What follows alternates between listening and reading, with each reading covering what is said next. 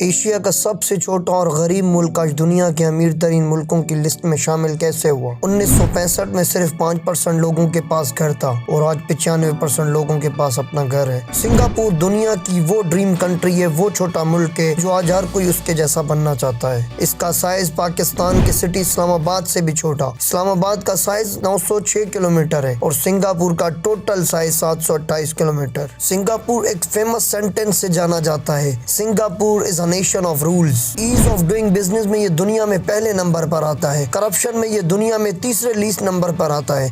Safety system में ये 5वें नंबर पर आता है।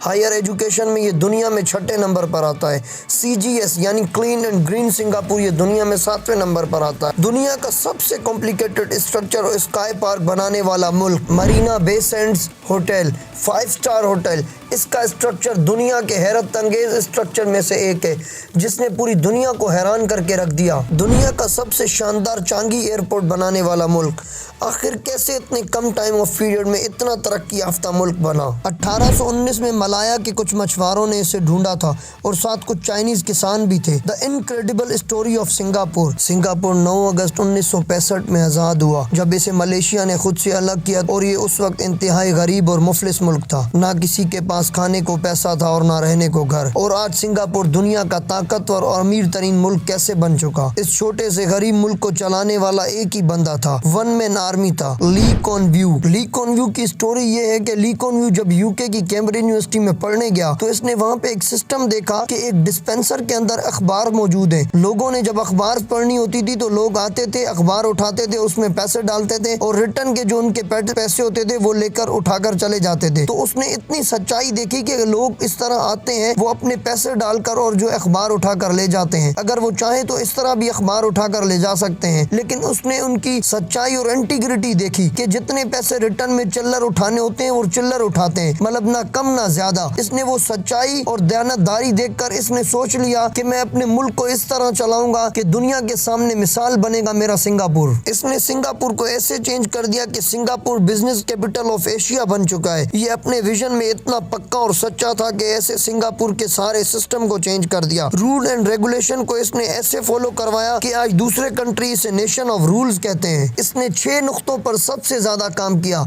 इसने कहा हमारे मुल्क के अंदर education, ethics, integrity, meritocracy, innovation, corruption, ये 6 चीजें जब हमारे मुल्क के अंदर आएंगी तो हमारा मुल्क एक दुनिया के सामने सबसे अमीर और ताकतवर मुल्क नजर आएगा। तो इसने इन 6 चीजों पर काम किया। इसने कहा एजुकेशन मेरे मुल्क में सबसे पहले होनी चाहिए।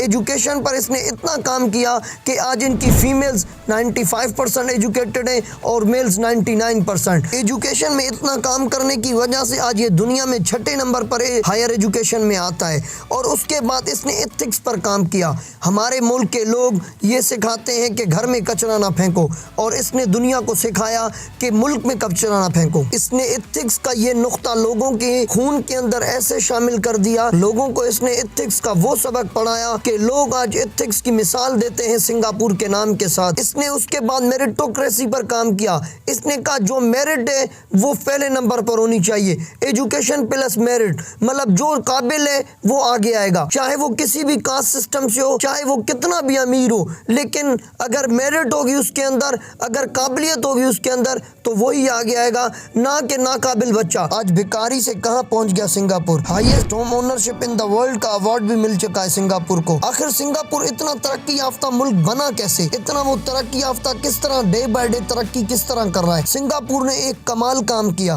सिंगापुर के पास कोई भी मैन्युफैक्चरिंग कंपनी नहीं है, कोई इंडस्ट्री नहीं है। सिंगापुर की पूरी इकोनॉमी शिपिंग बेस्ड है। ये तेल से लेकर पानी से लेकर मिट्टी तक इंपोर्ट करते हैं, ये हर चीज इंपोर्ट करते हैं, जैसे दुबई इंपोर्ट करता है। इसके साथ के मुल्क मलेशिया भी वहाँ था, थाईलैंड भी वहाँ था, लेकिन वो फायदा थाईलैंड और मलेशिया ना ले जा सके जो सिंगापुर ले गया। और सिंगापुर आज दुनिया का अमीर तरीन और ताकतवर मुल्क बन चुका है। 1965 में पर कैपिटा इनकम $300 थी और आज 2022 में $70,000 है। सिंगापुर में लाइफ एक्सपेक्टेंसी इतनी है कि 80 साल से पहले कोई नहीं मरता, मतलब जिंदगी लोगों की 80 साल तक है।